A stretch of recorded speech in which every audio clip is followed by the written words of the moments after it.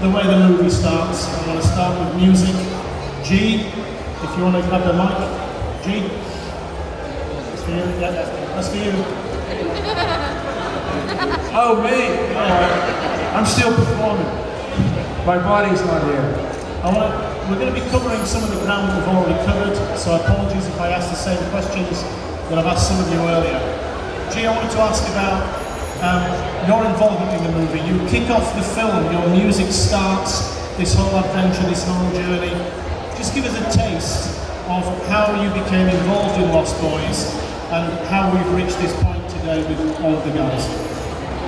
Well, as I explained earlier, Joel Schumacher was filming the movie Lost Boys in Santa Cruz, and he was a fan of my music already. He'd gotten a hold of me through, and I'd met him actually. He came to one of my gigs back in the day. And he, through Warner Brothers, got a hold of me, and I had a chat with him. He called me at my home in New York, and he said, I'm doing this film called Lost Boys, and I'd love for you to write like an iconic theme song to it. And I said, well, when can I take a look at it? He said, well, we're filming right now. But I thought to just send you a script, and maybe you'd get some inspiration, some ideas, you know? Having no idea what this, he said, he did say it's a vampire movie. And I said, okay, that's cool. But you know how vampire movies can go. But he sent me on the script, I read it. One night I remember him, I couldn't believe what I was reading. It was so much fun, but yet had a point of view. It was actually with Jason that we were talking about earlier. How it's not just a vampire movie.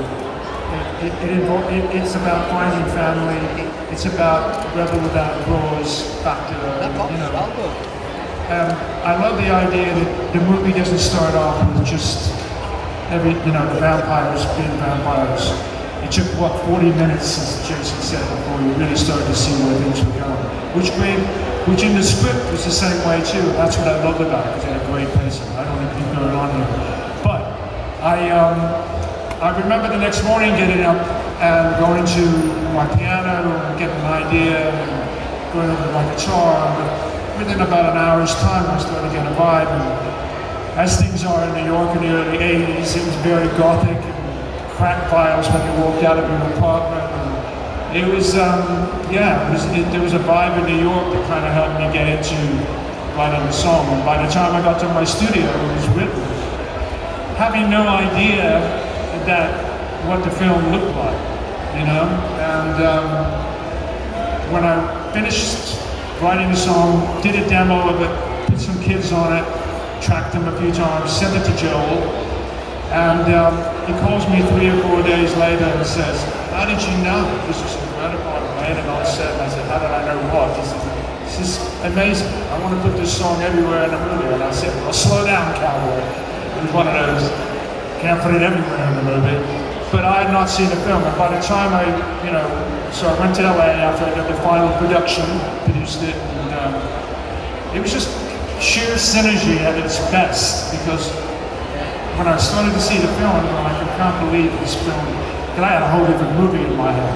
You know, when you read, it's like reading a book, you get a picture of what all the characters are. But it was just amazing, and I just started to just go down this road with Joel about replacing the music in the film. And I couldn't believe how well it worked. It works extremely well, and I think for those of us that saw G's live performance, I don't think we'll forget that one in a hurry. Woo! Okay. Thank you. Because we have so many guests, and because we have so many of you, I'm going to open it up straight to the audience. So if you have a question, there's one on the back already. Ben will run with the mic. I'm going for it. You're asking your big brother, okay? I'm going for it. First, I want to say that I just really, really love this film, and it just holds a really special place in my heart as my favourite movie ever. And I think you've all aged beautifully, especially Billy and Alex.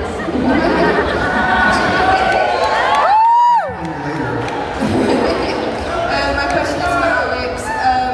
How does it feel to be able to play Dilys Preston Esquire this year? And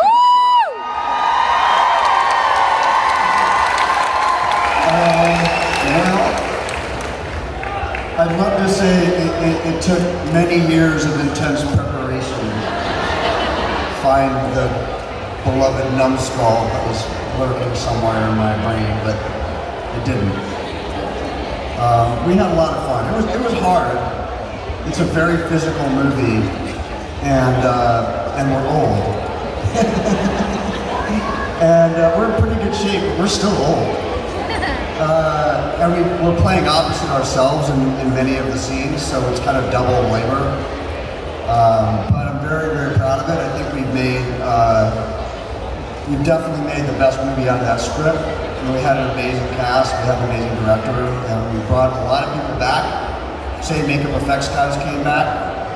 Guys who did Freak, who did Bill and Ted 2, who did Lost Boys. A lot of those makeup effects people were on it, and other actors that were in the originals. So we shall see. Next summer we'll see what people think, but we had fun.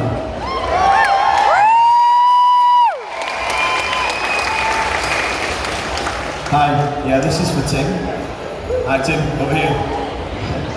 What was it like to perform here in Manchester in front of all of us today? I had such a ball watching. Thank you so much.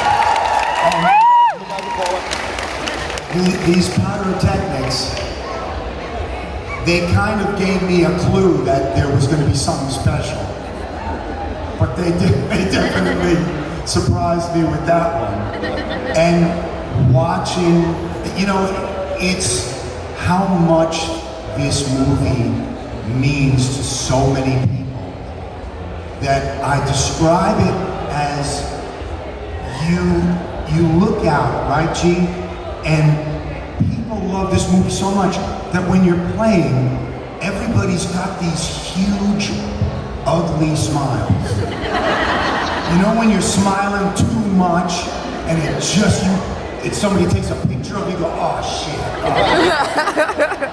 That's what we love to see, and we know that it couldn't have been anything but everybody on the stage and so many other people.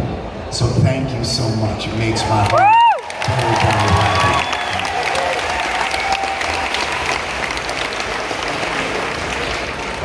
My question is for Jamison, who forms 50% of the iconic duo, the Frog Brothers.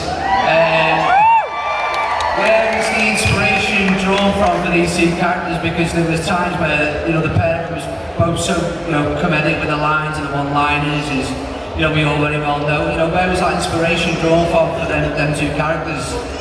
And was it their first vampire stakeout? Well, that's interesting. I mean, I think it was not our first, but it was our biggest, from the beginning. So I think, the inspiration for these characters really, that's your question, right? Was that your question? The inspiration. So originally when the script was written, I hear that it was more like a Goonies, like a littler kids and stuff.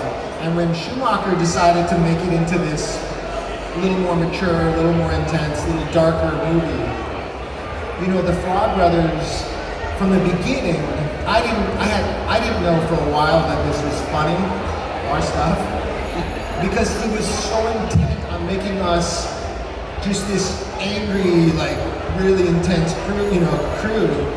So Schumacher got us to be just really committed to being badasses.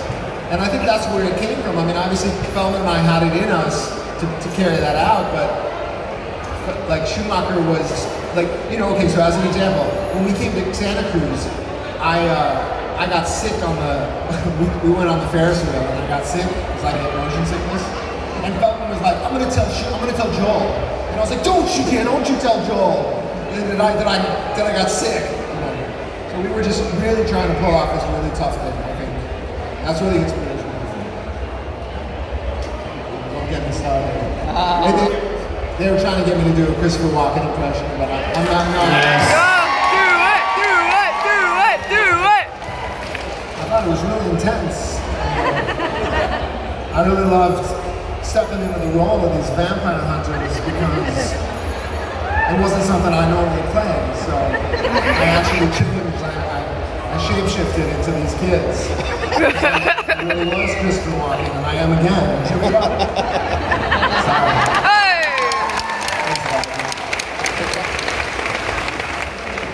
Hi, my question is for Alex, and it is about Bill and Ted. I'm sorry, because I am super excited.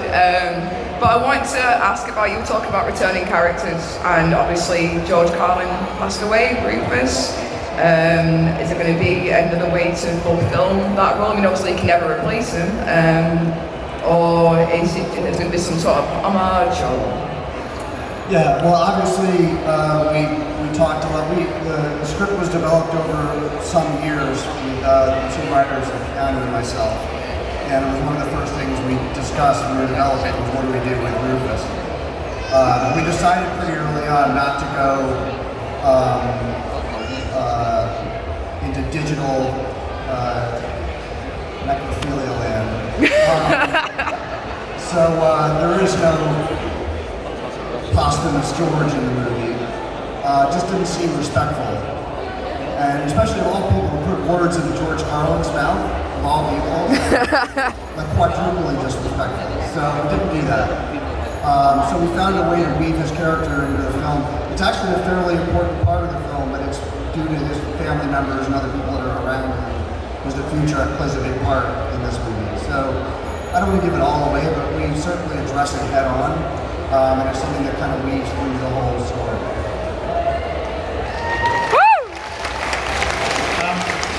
Before I come back to you guys, I want to bring Jamison. I want to reference something that Jason said earlier, that some of the teenagers were in their late teens, and they were relative newcomers to the movies, really reference this as well. You were 9 or 10 years old and you were already a veteran. And I want their terminology. I wanted to ask you about almost being the older guy, you know, the older actor, having more experience than some of the older guys working on the film. Is that how you remember it? That is not how I remember it. That was the first thing I ever did. But I think what maybe Billy was referring to is, for a 9-year-old, I think now that I look back that I have kids. Cool cat, and yeah, you had the vibe of a veteran. Well, I look at my, I have an 11-year-old and a 7-year-old at home, and I look at them and I thought when she turned 10, I go, you know, I was your exact age when I was on the set, and I couldn't imagine her kind of doing what we were doing at that time, because it was really, it was so cool and it was super free. And I heard Billy talking about where Joe was kind of corralling everyone to keep everybody in check, so to speak. It's kind of how it was. So the veteran part, I think, maybe was the old soul in me. That may have been my interpretation of what they said to me. Yeah.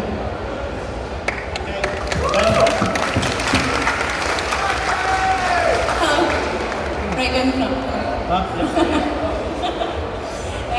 I was actually just wondering if I could maybe hear from Jason what it's like to come back together with as many members of the cast and the people that have been involved in this movie for the first time in 32 years, to have this many people on the one stage and to be in the same building. How does that feel? I mean, it's a little surreal, you know? I mean, as I said, you know, Jamie, the last time I saw him was 14 years old. I've seen Billy a little bit. I ran into Alex a while ago, but Tim and G, none of us have all been together. But it makes you look at your life in the circle that it becomes. And as I said earlier, the good thing about this sort of gypsy work that we do as actors is you make these very intense connections, have very intense experiences. They become part of you somewhat, and if you're lucky, you get to visit again, and that's the situation. So I'm grateful for that.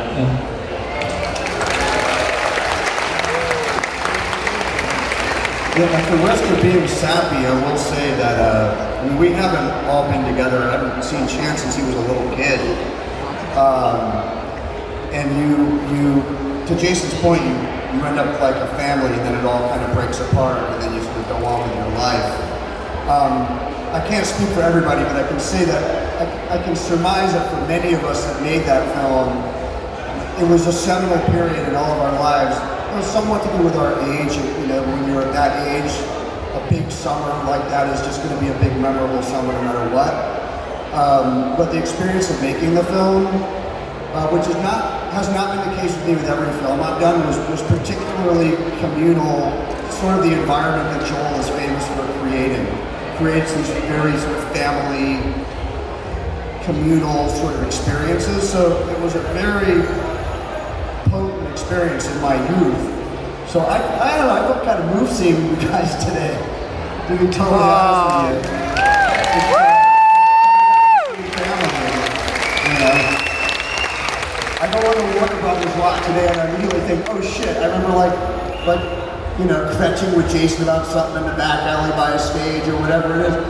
You know, we've all done other work since then. It just has a very heightened kind of place in my heart because of the potency of the experience. And we did also have a really good time. Joel knows how to make a set really fun. And sets can often not be fun. It can be very hard work and not glamorous and kind of drudgery. Lost Boys was a shit ton of fun to make. So.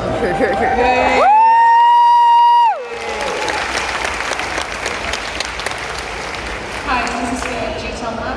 You teased us earlier saying that the Lost Boys musical is going to come to the West End. Do you have any vague idea when and when's the best place to keep in touch with that news? Well, if you know anything about musicals, and Jason knows a little bit about musicals and stage plays, we're actually ahead of the game. I've worked on this thing for about, you know, concept came about 5-7 years ago, and then slowly I didn't know if it really would work because first I've studied musical theatre, so I understand what does work, and vampires never really worked on the stage. Kind of a lot of them have flopped. Let's start, things like that. I mean, brilliantly written by Elton John, what have you, but didn't work. So, but Lost Boys had this, kept coming back and haunting me in a way where I thought, you know, this could be a musical, but I don't want to, excuse me, fuck it up. I really want to maintain. You can't just copy the movie, you know, but you have to be true to the film at the same time. And I wanted to keep all those things in me that we did as actors and composers that got the film across and the story in the first place. So I was able to create a backstory. So what I'm saying here is these things are rights and rewrites and songs. It's the hardest thing I've ever done. So to answer your question, I've been in London. I was in London for a month in summer for the West End version of it, and also in New York for the Broadway. They're both the same version. It's just different temperaments of how they work in England here and in America. Anyway, we're hoping for 2021 for the West End, and then we'll probably move in to New York about 6 months later. But there's a whole bunch. We'll go to La Jolla to do, you know where that is? It's in California. It's a place where we kind of try things out and see what's working. And but it's my producers are pretty incredible. They've been very successful in plays like Wicked and this, that, and the other. And they've given me a lot of support because they believe in it. But these things take a while, and I like to say 2021, but it could be a bit longer, but not much. But anyway, the soundtrack's out now, which was their idea because they believed in what it was, so we can stream it and do all that, as I mentioned earlier. Sorry for the long of that, but it's kind of hard to talk about when it is going to release, but just keep following and we'll know. Thank you. I'm going to ask a question myself, if that's okay. The legacy of the Lost Boys has endured, and even into today, we've seen films like Us, the Jordan Peele's Us, it's a huge Lost Boys vibe. Has it surprised any of you guys, really? I mean, Jason, Tim, Jamison, everyone, like, how do you feel about the legacy of the film? Does it surprise you that it's lived on in other movies? Well, you know, Joel Schumacher was always telling us on the set that we were making film history, right? You guys remember that? But he was sort of joking, like he wasn't totally serious, but maybe he was, and he saw it. I'm totally surprised, but not surprised at all, like when I look at the movie, right? I watched it again, like 10 years ago, I finally could see it without just like criticizing every little move I made, you know? And I was like, this is a good movie, so in that part I'm not surprised. The fact that it dealt with so many themes that were, you know, universal in the human condition of family, brotherhood, alienated youth, you know, grandparents, single motherhood, you know, all these things, they last on. It was an elevated horror film. It wasn't just a horror film, it had real story, and those kind of films, you know, can stand the test of time, which this does, because it was really quality filmmaking, from the cinematography to the screenplay to the costume designing to the music. I mean, it had all the elements, so it doesn't surprise me after, you know, seeing the film that it still works today.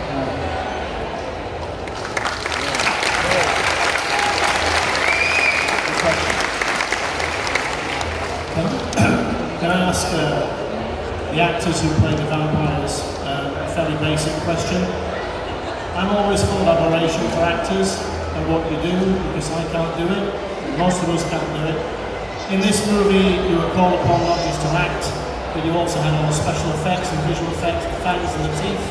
It's a very basic question, but how the hell did you cope doing the job with all of the... Because I understand that the contact lenses were very difficult, you couldn't wear them very long.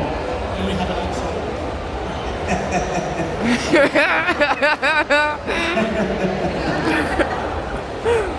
Oh, it's a story. Yeah. Well, I can't speak for Billy and Alex, because I wasn't in vampire getup as much as they were, nor hanging upside down with the glass, you know, contacts in.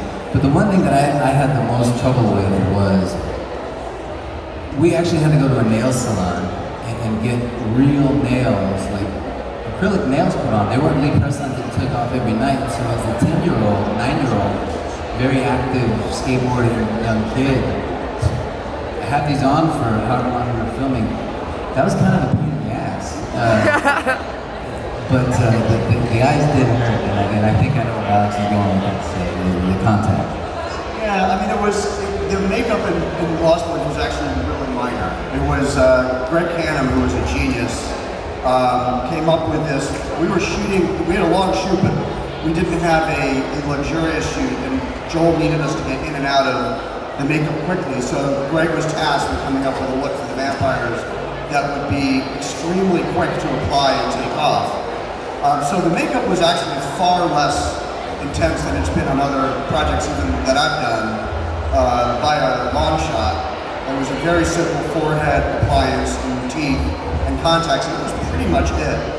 The problem was in the old days, which is when we shot this movie in prehistoric times, contact lenses were basically, it was like a half a ping pong ball that had been cut off and painted and then just jammed into your eyeball. It was very hard and very dry, and so for my death scene, like I landed in a pile of dirt and then had like Jamison and Corey and like kicking dirt into my eyes, like shoveling it with their feet, like literally shoveling it with my feet until I was like in an ambulance going to a hospital because they scratched my cornea. It was good times.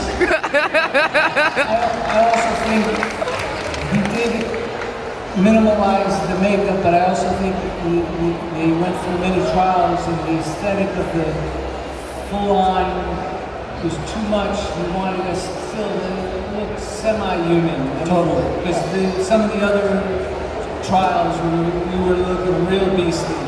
But that's right. I forgot about that.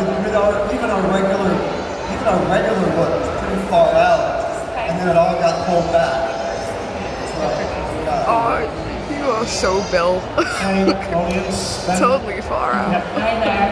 I just want to know, there's so many iconic performances and characters in the movie. I just want to know, Jason, if you had to go back in time and had the opportunity to play a different character, what would that be and why? Who would that be and why?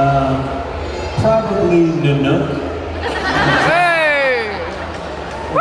Maybe Billy, because he got the most ladies. Hey! Got the most bitches. It's interesting you say that because, I mean, they touched on it.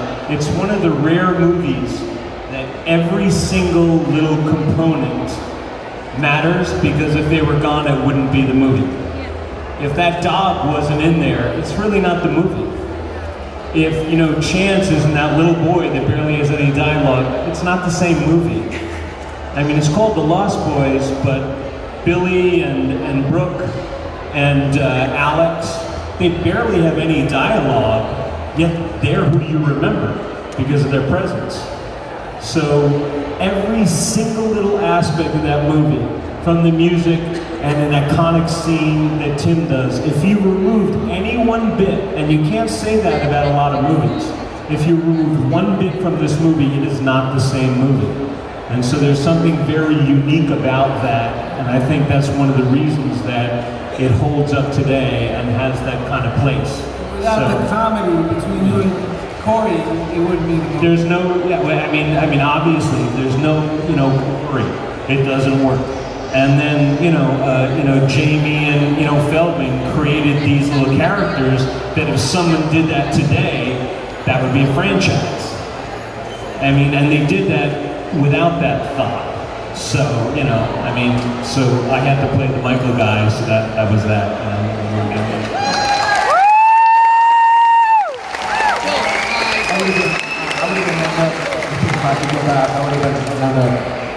I wanted to just follow up on what Jason said, because we haven't really talked about the Frog Brothers.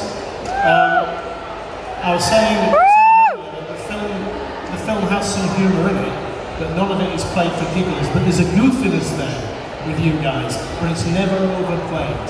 And there's a very fine balance between going too far. And I wonder whether, briefly, you could tell us something about how you guys worked in between you as a tag team, as a chemistry. Cool. Yeah. So first of all, Joel, we've talked a little bit about Joel Schumacher and how he had such a strong vision, and it was the same thing with the Frog Brothers. There were times where, as I started to understand that it was comedic, that I might have, I was like maybe trying to push it, and he was right there. He was right there to pull us right back and being, deadly serious. And also, I got to hand it to Feldman that. Feldman, he takes a lot of heat for being kind of nuts, I mean, he is, we all are, in certain ways.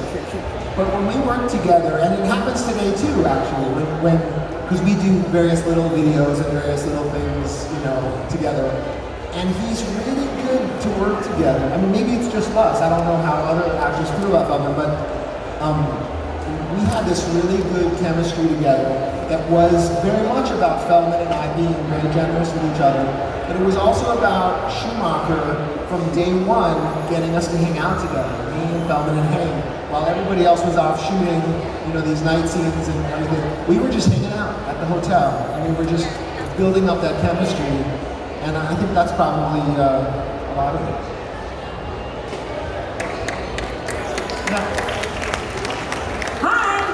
I just wanted to say how much I loved the film. I was only about 5 or 6 when it came out, but I grew up with it and absolutely love it. And I just wondered if any of you wanted to share some of your favourite memories or funny moments from making the movie. Apparently not. Well, I can share a real moment that, looking back, is kind of funny. So I had one big scene in the movie was when I came out of the bed, right? So leading up to that, I had no clue sort of what it was. It's pretty simplistic, the idea of it. It was just an air compressor under a bed with a hole cut in it, maybe some confetti and some dead things, and it came out. Well, we did the scene, and I wouldn't go back in. I became petrified. I don't know what happened. I couldn't go back in. I was crying. And so they put Larry, who was a fantastic stunt double, in. He did probably 4 or 5 takes, and to this day, it's still, that moment being. I look back and I laugh at it now, but that was a very real moment. I was scared shitless, to be quite frank. No. It's funny now because I look back and it's just an air compressor. What was I doing? But that was a real moment. You're a little kid. Share that with me.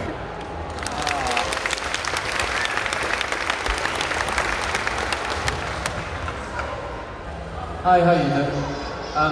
As you guys probably know, Santa Cruz, every year they show the movie on the beach. I was just wondering, have you ever snuck along just to reminisce and sat on the beach and watched it, or are there any plans for maybe on down the line, having a reunion there, but get Tim on the stage ripping things up? I just played Santa Cruz. Santa Cruz, Manchester. I don't know, at 64 I just decided I was going to do the first tour that I ever did under my own name, so I toured around the States all summer. And I had to go to Santa Cruz, and I just want to say that there's an element to the Lost Boys that I've always felt. So going back after 32 years, haven't been there since. I pictured the writer of The Lost Boys just going through and spending a day or two in Santa Cruz. And that movie, if you were a really creative, great writer, would just come to you because that town is that town. That town is a character in that movie. And when you go, it's such a still, hippie, slacker, stoner town, and they're doing their very best to gentrify Santa Cruz right now. And I gotta tell you guys, it ain't gonna happen.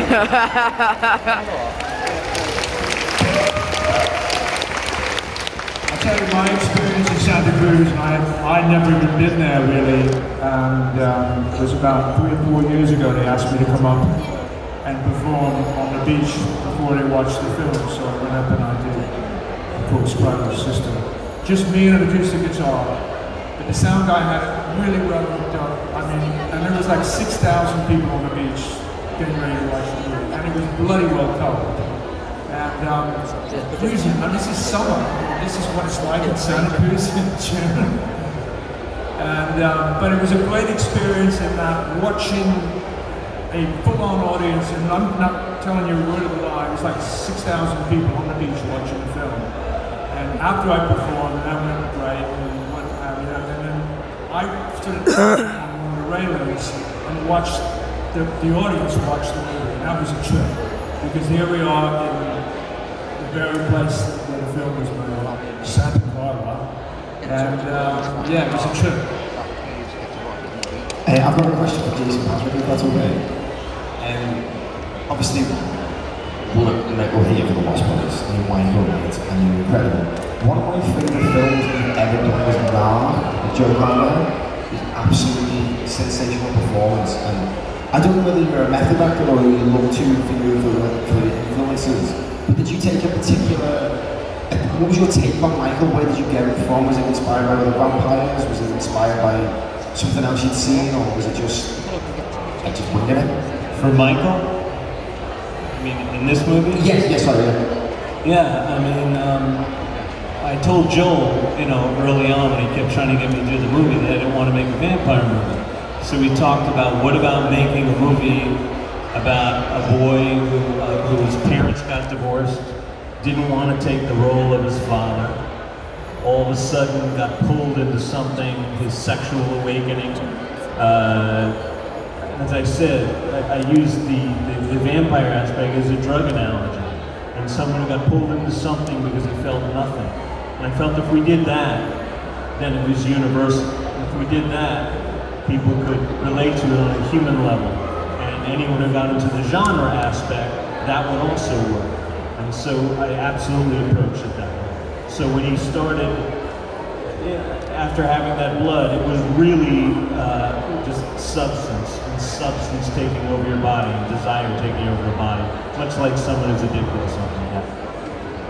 I just want to add one thing about Jason's performance, if I can, which is that, you know, I was a New Yorker, and I got the script. It was super cool. I auditioned a few times. I rode motorcycles. Like, this is gonna be badass. It's gonna be fun. And I remember getting to the shoot and meeting Jason for the first time and talking about his characterization and like how he was killing that role. And I was like, oh shit, this is like a serious movie. But in a good way. And then it was like, and then there's Diane Weiss, and then there's Bernard Hughes, and then there's this incredible Ed Herman cast that Joel had built. And it was a bit of a shock to the system because I didn't have much preparation in terms of thinking about concepting the film in my head that way before I actually got there. But I remember being so grateful that sort of the lead actor in the movie was anchoring it in such a you know, coming at it in such a grounded way.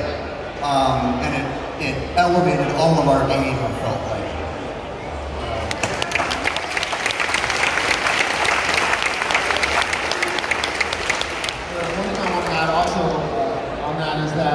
I feel like, you know, we were talking about, you know, why the film is enduring, and I think that that's part of it is because the people at the top of it, the people at the top of the credits, you know, who had the lead roles, really, that you guys were. It wasn't a vampire. It wasn't just a vampire movie. You know, like you carried it because it was you took it all the way. You took it all the way action-wise. You Cooper and Corey.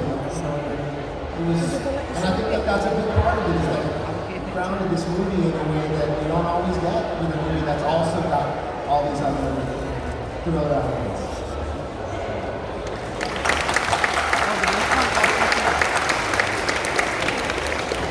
We are running out of time, and I'm very sorry.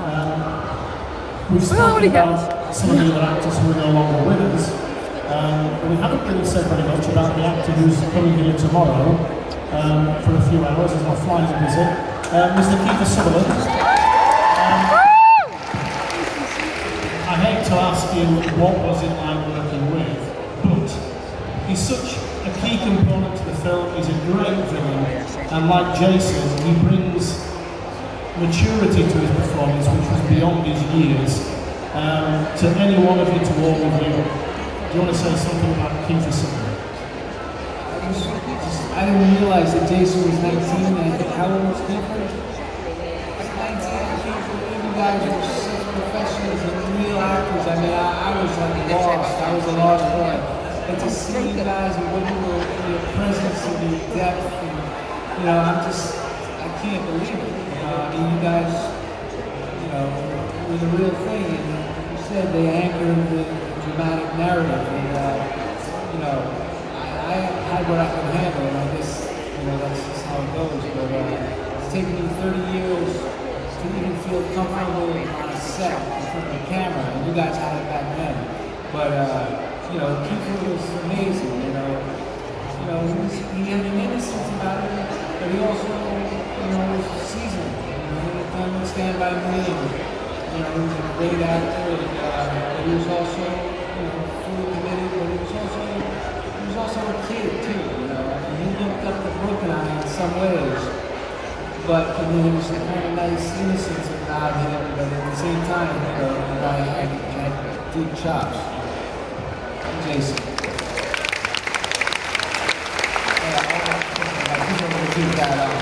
So I didn't see you that much on set. I've seen you in real life, but there's two things I remember. One is that the scene on the beach where he fights that guy's head. You know, I saw him pitching that idea to the director, or to the sci-fi, to the special effects guy. And I just, as I think back on that, what a cool moment that was. He was like, I want that guy, that bald guy, I want to bite his head. And then also, when like a few months later, we were doing looping, you know, redubbing some scenes when the sound wasn't right on. I got to see the scene where he was grabbing Corey Haim's foot in the cave, and then he burns his hand, and a tear Like, that is amazing. So, I have to jump in there for 1 minute as we praise Kiefer. I have to speak for Kiefer. That moment you're talking about, which is amazing and seems so emotional, if he was sitting here today, he would say his eyes were watering from the contact lens and they caught it at the exact moment. And he loves that he's got the credit for that, but he says, total accident and bad contact lens. Damn those contact lenses. I just wanted to say one thing about writing the theme song, and this applies to both Kiefer and Jason. When I was reading the script, the inspiration, I had no idea, I didn't even know who the actors were. And the biggest fear was, I hope these actors have a vibe about them in this trilogy with Star. Having no idea, and I didn't know Joel didn't tell me who was in the film. And once I got with him in LA, and I was so bloody nervous. I remember the opening scene of the film had my voice, he wanted from the get-go. I said, take my voice out, just leave it the choir. And everybody looked at me, my manager, are you committing artist suicide? What are you doing here? I said, no, man. Those choir voices is what needs to go over that water, not me. But as we got into the film a bit deeper, I was watching Jason's moves, and just as an actor, and I'm like, thank God this guy's got this, it's that thing. I wrote this song about these characters that you read, that Jason so had fucking vibe. And then when I started to see where Kiefer was at, and the rest of the boys, but it was meant, I was really writing around Kiefer, Jason, and of course, Jamie Gertz, Star. And and each step of the way, I'm going, it was one of those things, you just hope the song worked against the characters. And it just gave me shivers watching you guys perform and knowing that there was a thematic thing going on here that was really working. I want to say one thing about this guy. Did he kill it today? I'll tell you what, we met in New York with the Port Lost Boys in a studio. We used to pass each other. It was in Long Island City, remember that? And then he went on to do Tina's stuff, and anyway. But that's what I wanted to say about Jason and Kiefer and how incredible, the inspiration got even that much deeper with Crido's sister as the film got into it a bit more.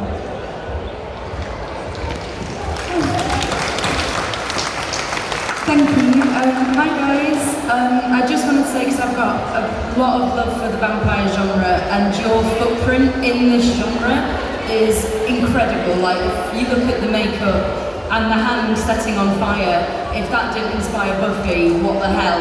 There's lots going on there that you've really made a mark in a genre that is not only really, really old and ancient and myth-based, but has moved into such a vital part in our media. And I was wondering, did you guys notice at the time that this was going to be a huge joining part of the legacy? Or did you think it was just going to be something that was going to be a really good film, but wasn't going to affect the vampire genre that much? This question already asked. I don't know if I thought about it, but just when you were talking, I was just thinking about the vampire movies that came after us. My dear friend Brooke, who we all love and miss, and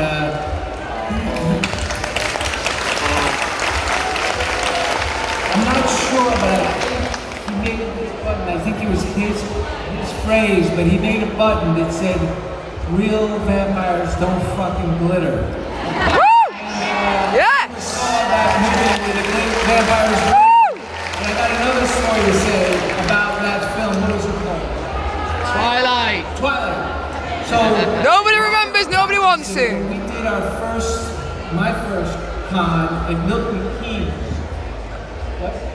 Yeah, Robert Pattinson came up to us because he was there for Harry Potter. And he came up to us and he was a fan of the movie, and we signed, I think, autographs. Everybody signs for the other actors, and he really was a fan. And then later he went on to do Twilight. But it's just a funny story. But Brooke was, you know, the best, and we got to meet him. We loved him, and I know you loved his performance. But we miss him, we miss Corey, we miss Ed, we miss Barn and our gurus. But you know.